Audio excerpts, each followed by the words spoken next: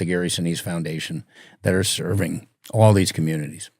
What would you say then, just to any lawmakers who are listening, right? Because we've had a lot of politicians on this show. Like, we've had a lot of people come through and we've gotten to express things to them about different like laws and things that we would like to see changed. Is there anything to lawmakers that you would say, if there were any lawmakers listening, like, is there anything that you would say to them based on like your experiences that could be done or that could be different, or is that too broad of a thing to even ask? Democrats and Republicans serve our country, right, in military uniform. Mm-hmm. So do we owe them, or do we not? And if you're in government, I always believe we can never do enough for the men and women who serve our country. So, let's make sure that they don't get caught in some political game that's going on. Yeah. Right now we have a government shutdown going on right now, and so certain people are struggling. We don't want that to happen to our military service members.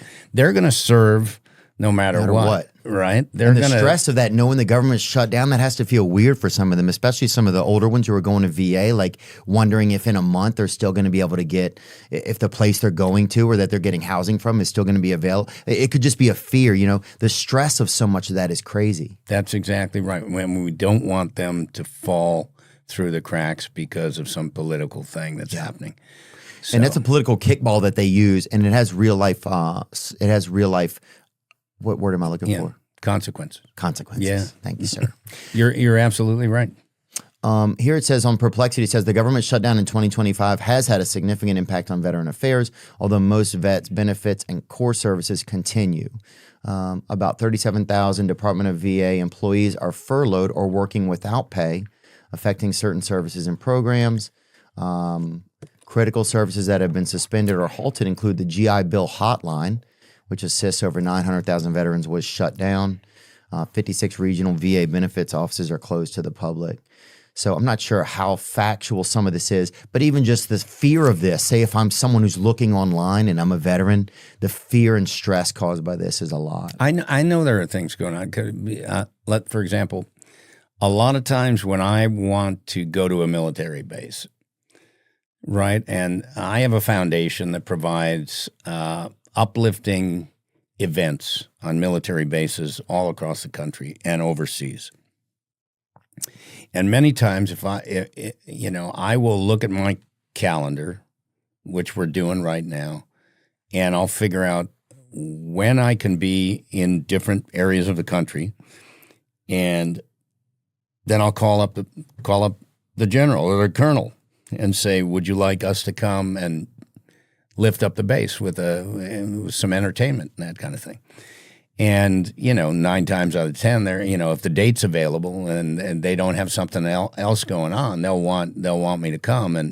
And we provide meals. We do all kinds of things like that on military bases. Well, I'm in the process of doing that right now, winding up 2026.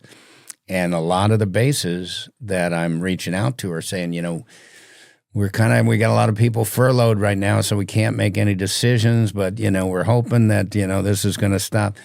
So, it's all this furlough stuff is already sort of slowing things down a bit. I mean, they'll get this sorted out eventually. It's not going to last forever and everything, but it is, it is kind of a roadblock, for them to just get on with things on the military base and continue serving our country.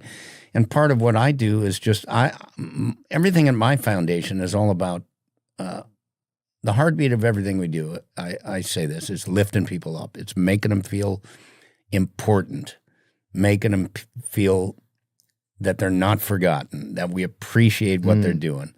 And so often somebody who's serving in the military, they can just go about their daily life in the military and not even think that anybody knows what they're doing.